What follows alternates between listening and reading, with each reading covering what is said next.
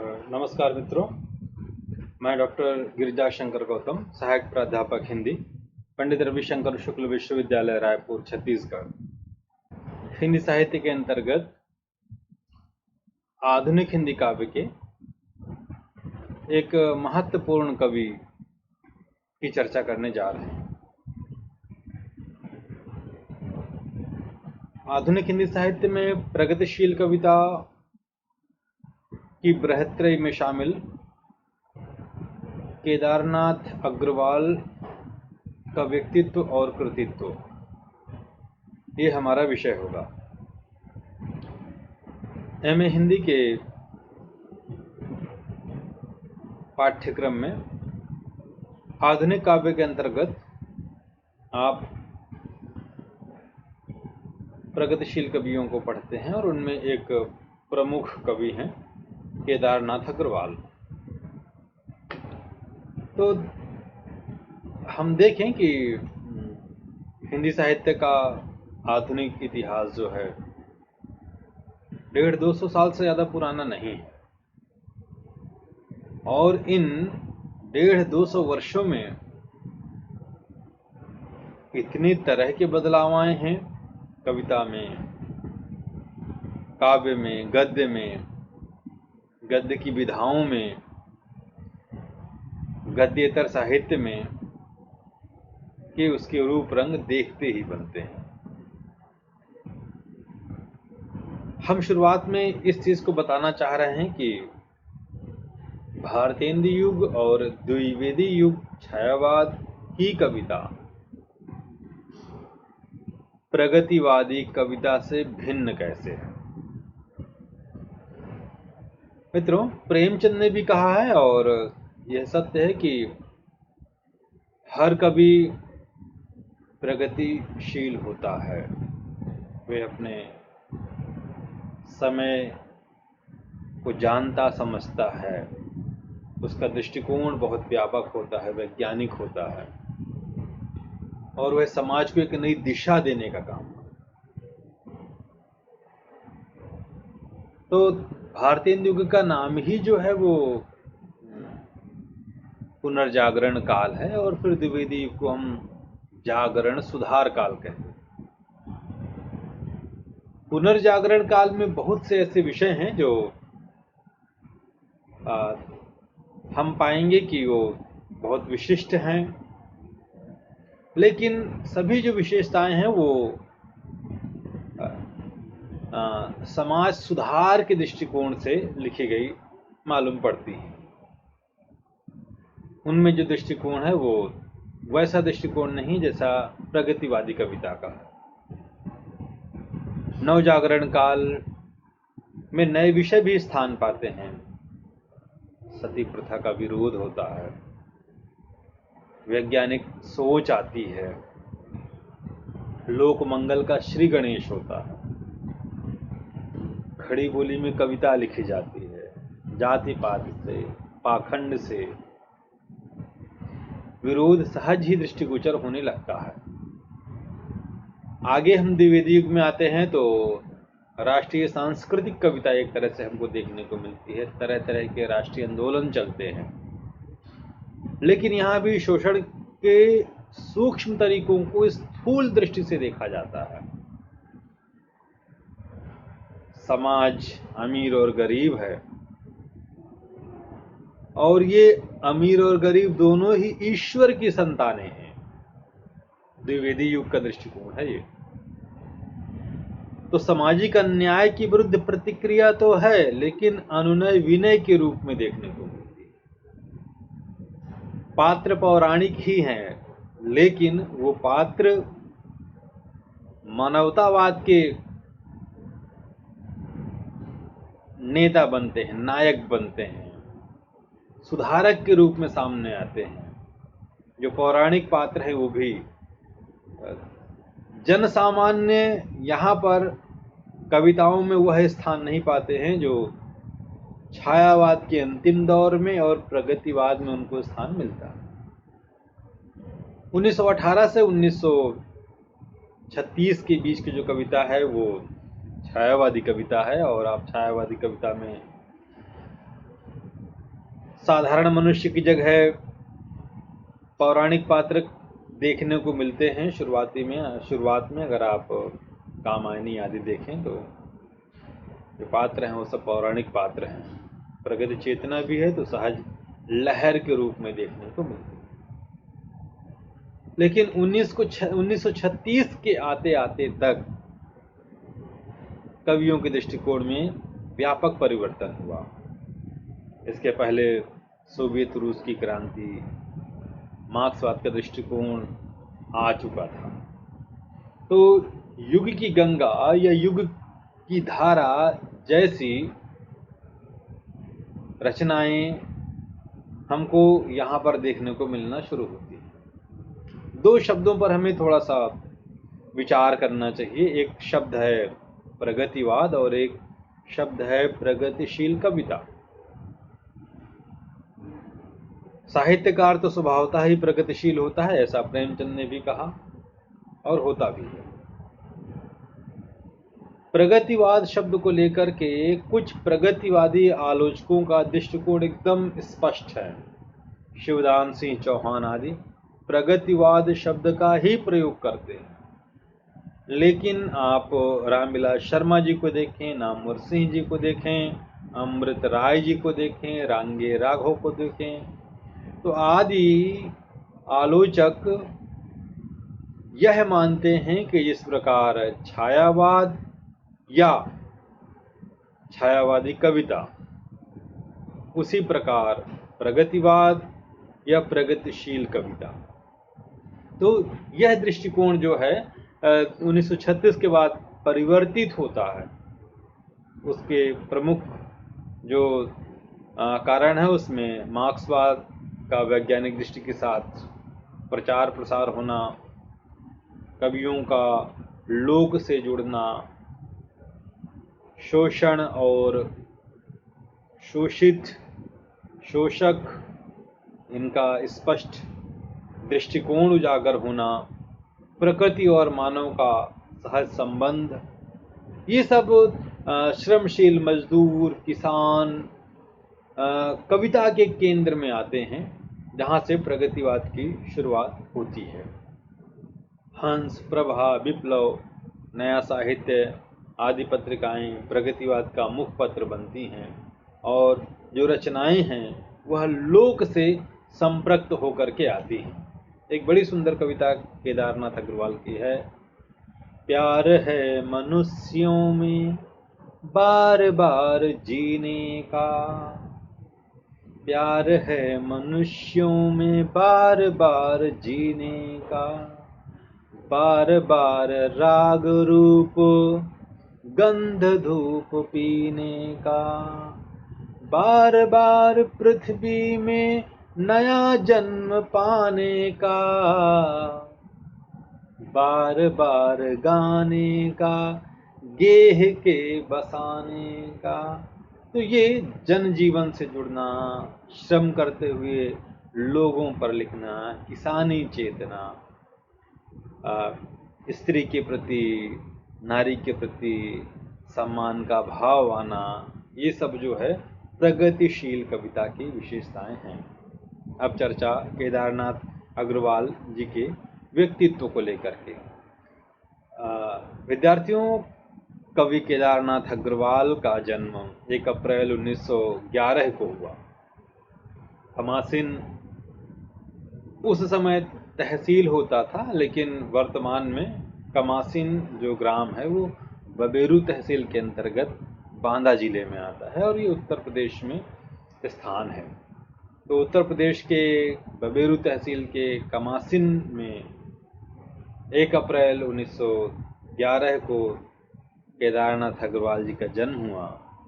इनकी माता का नाम घसीटो देवी था और पिताजी का नाम हनुमान प्रसाद अग्रवाल था।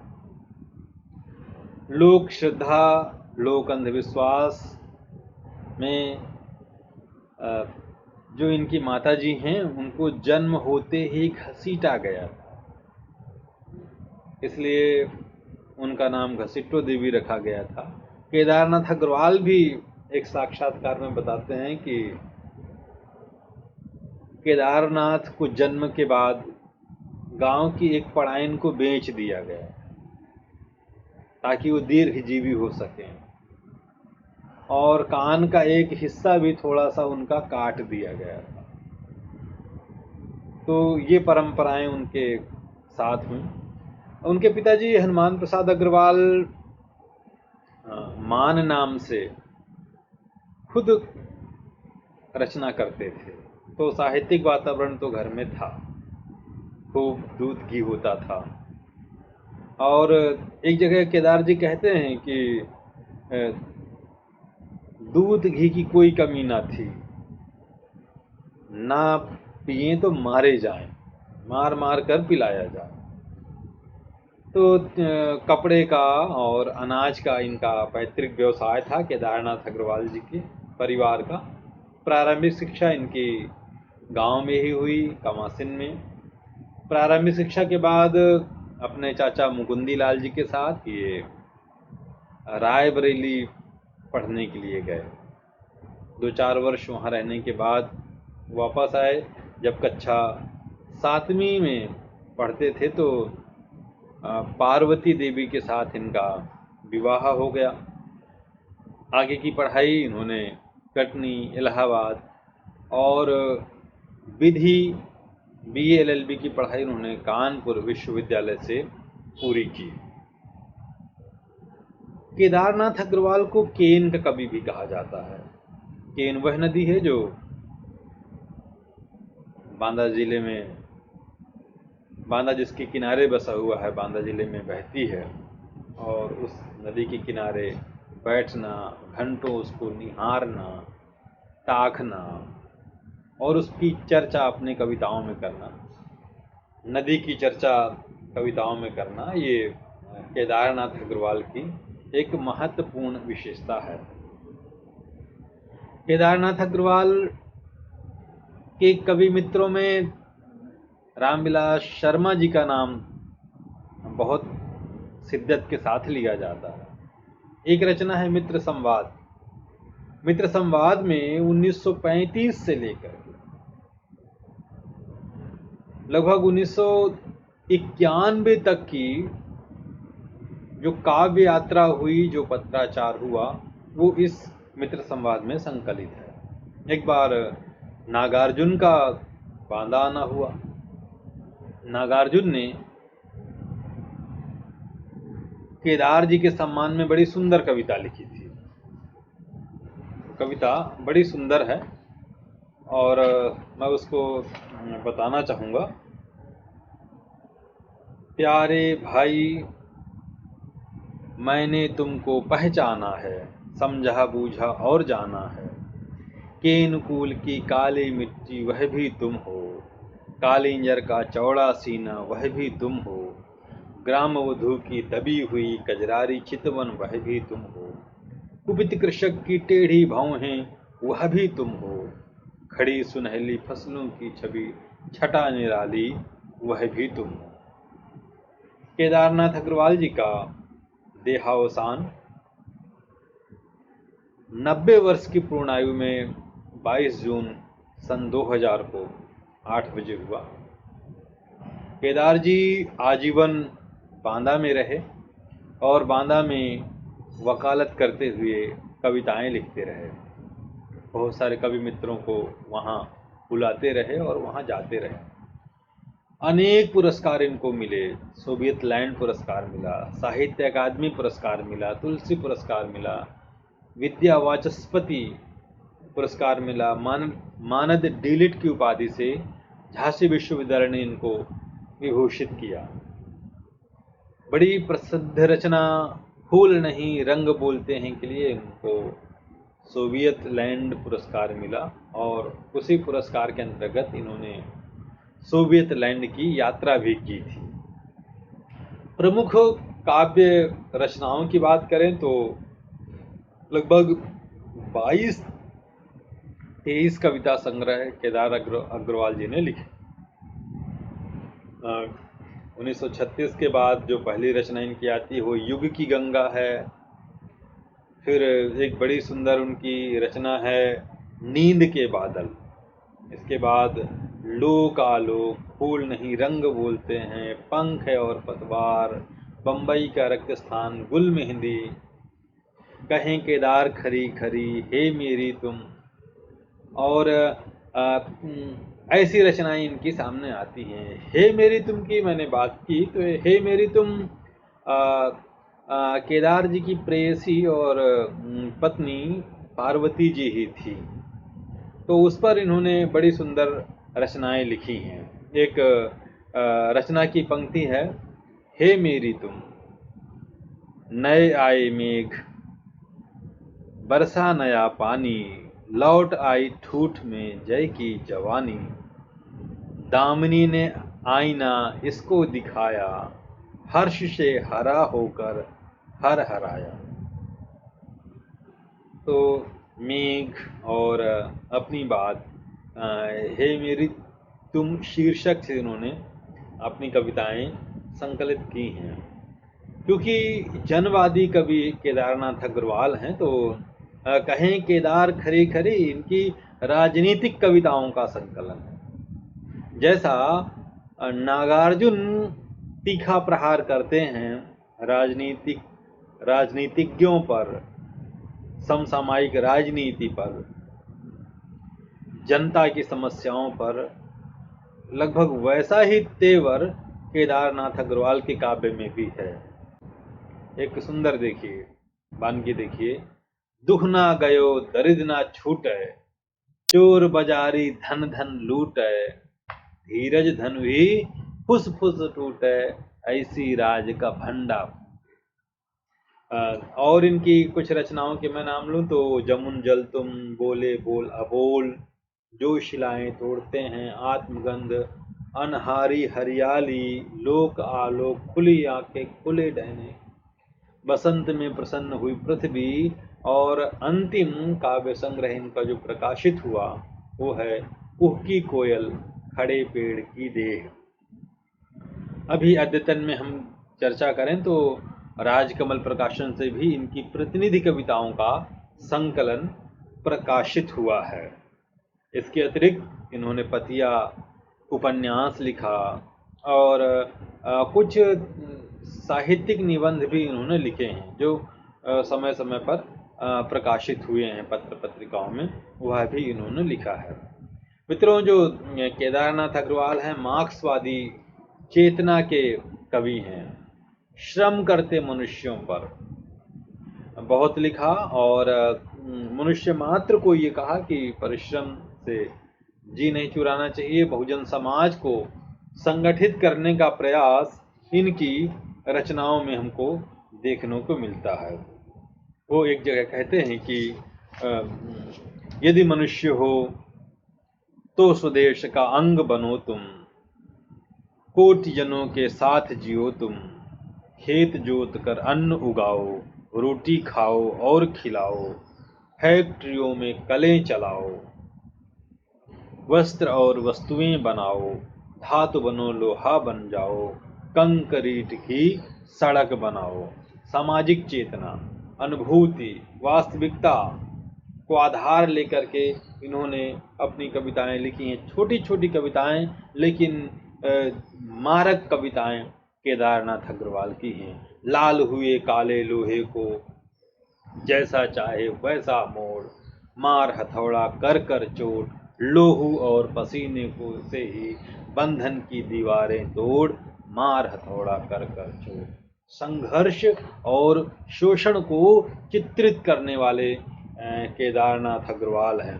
यदि हम उस समय की कहानियाँ पढ़ें, आप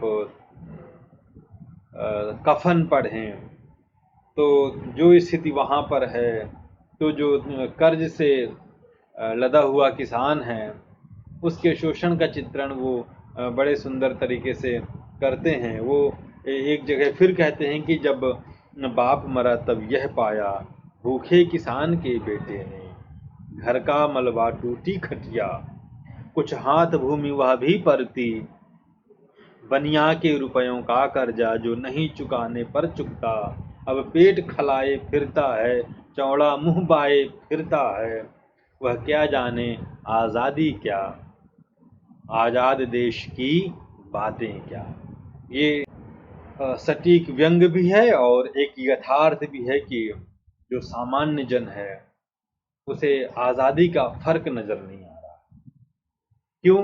क्योंकि उसके जीवन यापन के तरीके में, उसकी आर्थिक स्थिति में, उसके रहन सहन में कोई बदलाव, कोई सार्थक बदलाव देखने को नहीं मिलता है। वे पूंजीवाद का विरोध करते हैं और कहते हैं कि हाथ पर हाथ धरने से काम होगा नहीं, तुम श्रमवीर हो, श्रम करो, रोटी तुमको राम न देगा, वेद तुम्हारा काम न देगा, जो रोटी के लिए लड़ेगा वह रोटी को आप वरेगा। केदार बदलाव चाहते हैं। वो कहते हैं हम उजाला जगमगाना चाहते हैं, हम अंधेरे को मिटाना चाहते हैं। तो मार्क्सवाद को पढ़कर, जीकर, उसका जो व्यवहारिक प्रयोग है वह बताने का प्रयास करते हैं। यह बांदा है नाम की एक उनकी कविता है। विद्यार्थियों, प्रगतिशील की बृहत्त्रयी में 3 बड़े कवि हैं। एक केदारनाथ अग्रवाल है और नागार्जुन है और त्रिलोचन है। त्रिलोचन अपनी अवधी भाषा के साथ हैं। नागार्जुन को तो मैथिली पर ही पुरस्कार मिला साहित्य अकादमी का।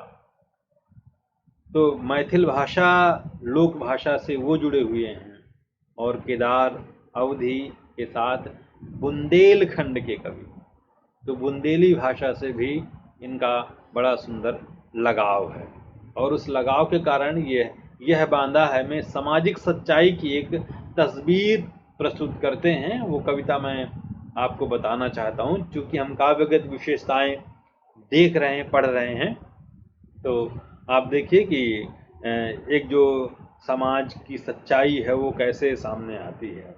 यह बांदा है सूदखोर आड़त वालों की इस नगरी में, जहां मार काबर कछार महुआ की फसलें, बीच हाट में बिक कर कोठार गोदामों में, गहरी खोहों में खो जाता है जा जाकर, और यहाँ पर राम पदार्थ राम निहोरे, बेनी पंडित वासुदेव बलदेव विधाता, चंदन चतुरी और चतुर्भुज, गांव से गहने गिरवी रखते, बढ़े ब्याज के मुंह में बरबस बेबस घुसते, फिर भी घर का कर्ज नहीं पूरा कर पाते, मोटा खाते फटा पहनते, लस्टम पस्टम जैसे तैसे मरते खाते। तो यथार्थ चित्रण जो जनजीवन का है कि सूदखोरों के बीच एक किसान किस तरह से लाचार है, दिन रात परिश्रम करके भी उसको